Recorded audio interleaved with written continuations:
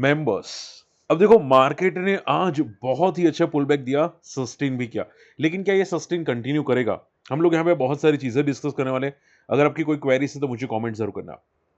चलिए स्टार्ट करते हैं। देखो सबसे पहले अगर बात करनी चाहिए, आज सर मार्केट में पुल बैक सस्टेन क्यों हुआ? देखो, बहुत सारे लोग बोल रहे थे कि sir market gap down open होगा, गैप डाउन ओपन होगा। ठीक है, मैंने आपको पहले ही समझाया था कि जो ये मार्च का अप्रैल का महीना है वो ज़्यादातर पॉजिटिव रहने की उम्मीद दिखती है और अगर फॉल हुआ भी तो एक बेस बना सकता है मार्केट। सो पैनिक हर जगह पे नहीं होना चाहिए। मतलब आप हर चीज़ पे पैनिक करो उसका मीनिंग नहीं होता। मार्केट में हर चीज़ में पैटर्न्स होती है, जो आप पैटर्न समझोगे तो आपको काफ़ी चीज़ें सीख पाओगे और मैंने इसका एक शॉर्ट वीडियो भी बनाया था, अगर आपने मेरे कोई शॉर्ट वीडियो देखे होते तो। ठीक है, तो अभी के लिए मार्केट बस पॉज कैंडल ही बनाता हुआ दिखाई दिया। इवन डाउ जोन्स कल फॉल हुआ था, बहुत सारी अपडेट्स आई थी कि भाई ईरान ये कर देगा, ईरान वो कर देगा।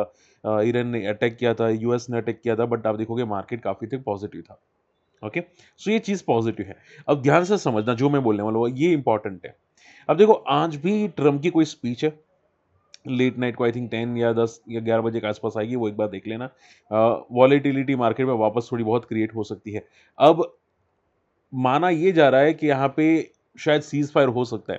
हालाँकि ईरान ने क्लियर कट बोला कि भाई मुझे 10 दिन का, 20 दिन का, 30 दिन का ऐसा कोई सीज़ फायर नहीं चाहिए, मुझे परमानेंट चाहिए कि भाई इसको वार को परमानेंट रोक दो। ठीक है? और हमारे भी कुछ शर्तें, मैं आपकी शर्त ज़्यादा नहीं मानूँगा, ईरान ने क्लियर कट ये बोल दिया। ठीक है? तो शॉर्ट एंड सिंपल में ईरान मतलब बातचीत करने के लिए रेडी है, बट उनकी भी कुछ शर्तें हैं। तो देखो, दोनों अभी के लिए बात करना चाहते हैं, तो चांसेस बहुत आए हैं कि मतलब विदिन 20-25 डेज़ के अंदर ये वार का सॉल्यूशन आ सकता है। अब क्या आएगा वो नहीं पता, बट जल्दी ये सॉल्यूशन आ सकता है। डाउ जोन्स देखोगे तो वो 100 पॉइंट, 150 पॉइंट ऊपर है। इन शॉर्ट में मार्केट में ट्रेंड पॉजिटिव बनना स्टार्ट हुआ है। अब अगर हमारा एफआई की सेलिंग देखोगे तो एफआई अभी भी सेल करते हुए दिखाई दे 7,800 करोड़ की। यानी कि एफआई अभी भी मार्केट में प्रेशर बना रहे हैं। अगर एफआई आज पॉजिटिव होते तो हमारा मार्केट ज़्यादा झमकता। तो अब स्ट्रेटेजी क्या रहनी चाहिए? ध्यान से समझो। इन शॉर्ट में मार्केट एक बेस बना रहा है। बहुत सारी अभी भी न्यूज़ आ सकती है, बट जैसे कि मैंने बोला ये महीने बेस बन सकता है। अभी के लिए मार्केट का रेजिस्टेंस है 23,000 23,200 का। ठीक है? और 2 दिन से मार्केट लगातार रिकवरी मोड में जा रहा है। ठीक है? और अगर हम लोग सपोर्ट की बात करें, 2 आवर्स का सपोर्ट क्या दिखाई दे रहा है, तो वो अभी भी 60 आरएसए को ही क्रॉस कर चुका है। यानी कि ये एक रेंज तोड़ चुका है। ठीक है? तो अभी एक रेजिस्टेंस है 30,000 30,200 एंड आखिरी का रेजिस्टेंस है 30,400 का। ठीक है? तो मार्केट अगर मान लो गैप अप ओपन होता है तो ऊपर के लेवल से एक सेलिंग प्रेशर आ सकता है। अगर स्टेबल ओपन होता है तो कहना मुश्किल है कि कहाँ पे जाएगा। अगर गैप डाउन ओपन होता है तो थोड़ा-सा एक फॉल ट्रेंड कंटिन्यू कर सकता है, व्हिच इज़ टेम्परेरी फॉल। ठीक है? बट एक बेस वापस एक सपोर्ट लेने जा सकता है। ओके, और ये जो मार्केट है ना, करंट मार्केट ऐसा ही रहेगा जब तक आरबी की पॉलिसी नहीं आ जाती और आई थिंक हम लोगों ने पहले भी डिस्कस किया था आरबी की पॉलिसी करंट वीक के अंदर है। ओके, सो ज़्यादा पॉजिटिव मत देखना कुछ दिन के लिए, क्योंकि मार्केट ज़्यादातर साइडवेज होने के चांसेस ज़्यादा दिखते हैं। ठीक है? अब ट्रम्प अगर कुछ मान लो बोल दे आज लेट नाइट पॉजिटिव या नेगेटिव, तो बहुत तगड़ा गैप अप या गैप डाउन ओपन हो सकता है। बट उसको अभी के लिए सीरियसली मत लेना, क्योंकि दोनों तरफ एक साइड मोमेंटम आ सकती है। मान लो बहुत ज़्यादा गैप डाउन ओपन हुआ तो रिकवरी हो जाएगी और बहुत ज़्यादा गैप अप ओपन हुआ तो फॉल हो जाएगा। ठीक है? बहुत ज़्यादा यानी कि मान लो कि 600 पॉइंट, 700 पॉइंट, 800 पॉइंट, 900 पॉइंट ऐसा कुछ हुआ तो वो भाई रिवर्स मोमेंटम भी आ जाएगी। ठीक है? तो कन्फ्यूज़ मत होना जो ट्रेडर्स हैं, बाकी भाई रिटेल लोग शांति से बैठे रहो, देखो क्या चल रहा है, मार्केट एक बेस बना रहा है। म्यूचुअल फंड का मैं आपको बता चुका हूँ, आई एम श्योर आप समझ चुके होंगे म्यूचुअल फंड में।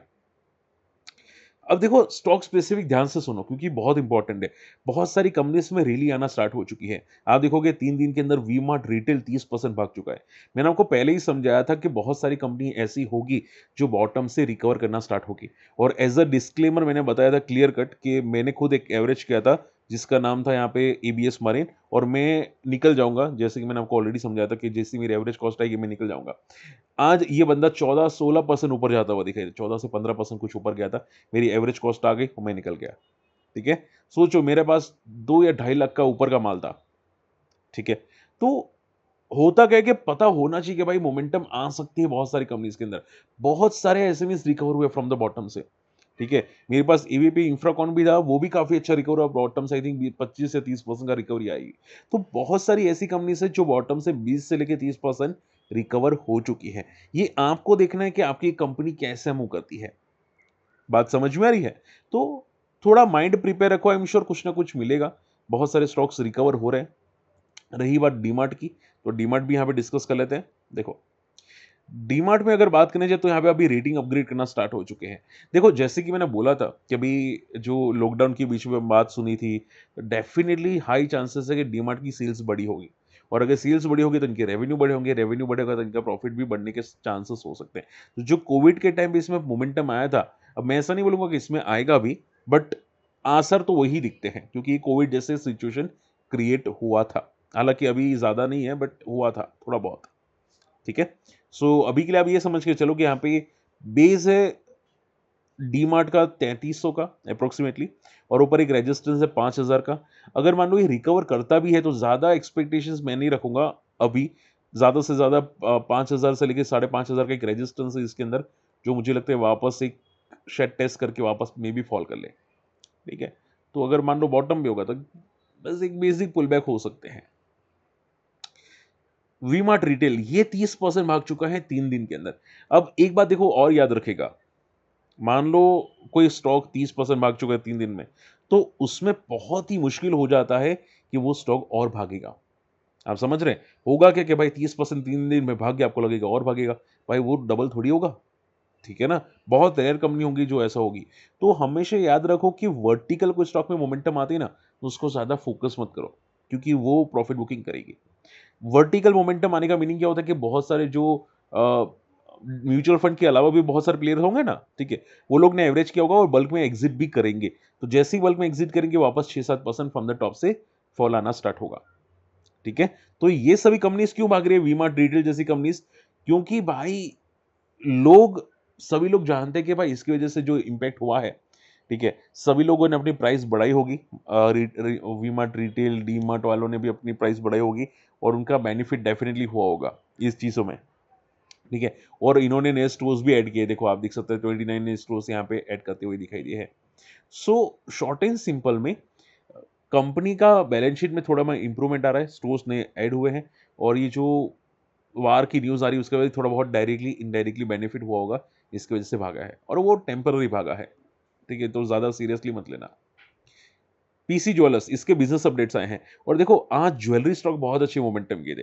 अब पीसी ज्वेलर्स कितना मोमेंटम किया मुझे नहीं पता, बट ज्यादातर ज्वेलरी ने मोमेंटम अच्छी की थी, like सेनको gold. I think सेनको 11-12% momentum किया था।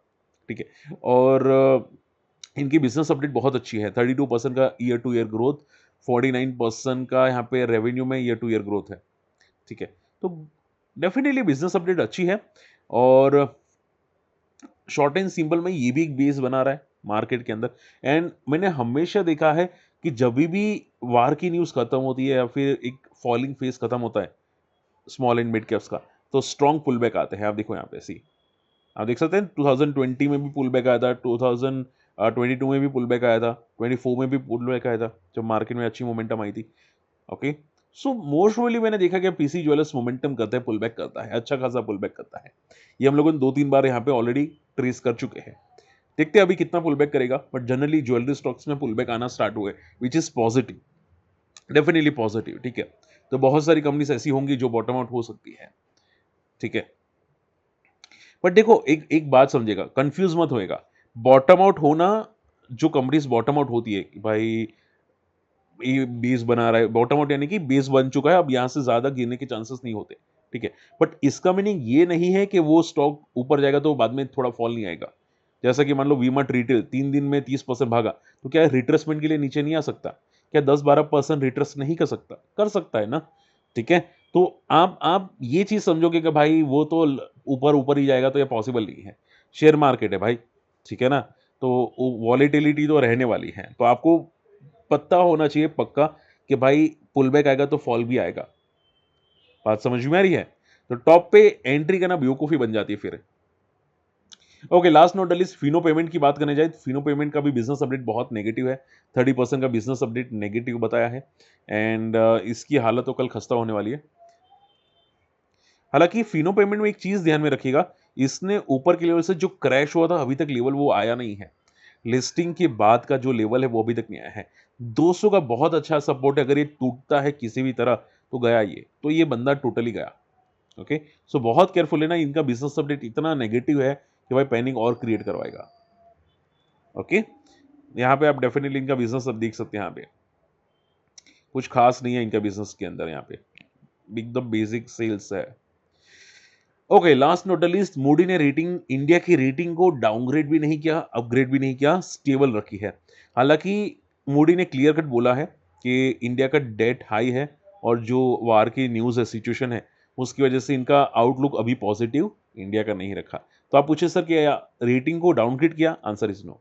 रेटिंग को अपग्रेड किया, आंसर इज नो। इन्होंने रेटिंग को चेंज नहीं किया है बस, ठीक है। तो क्या मार्केट में इंपैक्ट आएगा मूडी की वजह से, आंसर इज नो। जो भी मार्केट में इंपैक्ट आएगा बस वो यूएस ईरान की वजह से आएगा। अगर यूएस ईरान मान जाता है तो मार्केट में बहुत अच्छा पुल बैक आने की चांसेस है, बट अगर नहीं मानते तो शायद साइडवेज हो जाएगा मार्केट, वीक टू साइडवेज या साइडवेज हो जाएगा। ओके, सो कंफ्यूज मत होना, मार्केट के अंदर ये महीना साइडवेज टू पॉजिटिव रहने की ज्यादा उम्मीद दिखती है यहाँ पे, मतलब 22,000 का सपोर्ट के आसपास।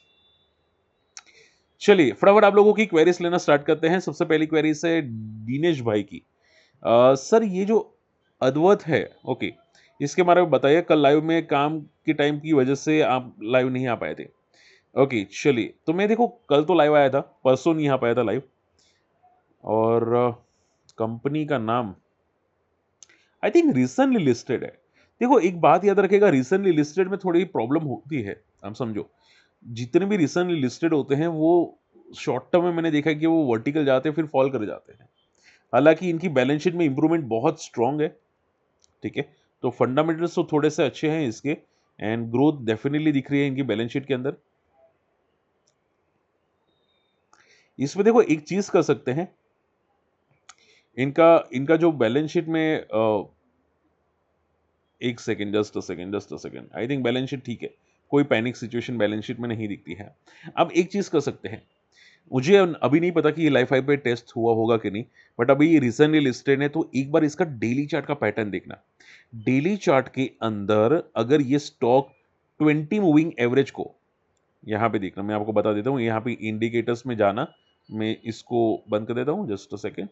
इंडिकेटर्स में जाना, ईएमए लेना 20, 50, 100 वाला, और ये जो 20 मूविंग एवरेज है, ये वाली लाइन, ये रेड कलर की लाइन, इसके ऊपर अगर ये सस्टेन कर रहा है, मैं बात करूं अद्वैत की, ठीक है, तो वो पॉजिटिव होगा, क्योंकि अभी रिसेंटली लिस्टेड है। अगर लाइफ हाई को ब्रेक किया होगा या कर रहा है, ठीक है, तो इसको ये पैटर्न फॉलो करनी पड़ेगी। अगर नहीं कर रहा है तो आप ये समझ के चलो कि ट्रैपिंग होने के चांसेस है। कंपनी खराब नहीं है, बस ट्रैपिंग होने के चांसेस है। यानी कि स्टॉक कभी कभी क्या होता है कि लॉन्ग टर्म अच्छा चलता है, शॉर्ट टर्म में वॉलेटाइल बहुत रहता है। 40% नीचे क्रैश हो गया, 20% भाग गया, वापस 40% क्रैश हो गया, ऐसी मोमेंटम आती रहती है, ठीक है। So don't be confuse. चलिए केन्स के बारे में बात करें। सर केन्स ने सेमीकंडक्टर का प्रोडक्शन स्टार्ट किया है। सी सेमीकंडक्टर का प्रोडक्शन अगर स्टार्ट किया तो वेरी वेरी पॉजिटिव, मैंने भी न्यूज़ सुनी थी कुछ यहाँ पे, बट इसमें आई थिंक इतना खास मैंने पुलबैक शायद दिखा नहीं आज, ठीक है। आप सिर्फ चार्ट को फोकस करते रहो। देखो न्यूज़ कितनी भी अच्छी आ जाए, न्यूज़ की वजह से टेम्पररी पुलबैक्स आते हैं, बट जब तक स्टॉक इंपॉर्टेंट लेवल को क्रॉस ना करे तब तक कोई पॉजिटिव नहीं होता।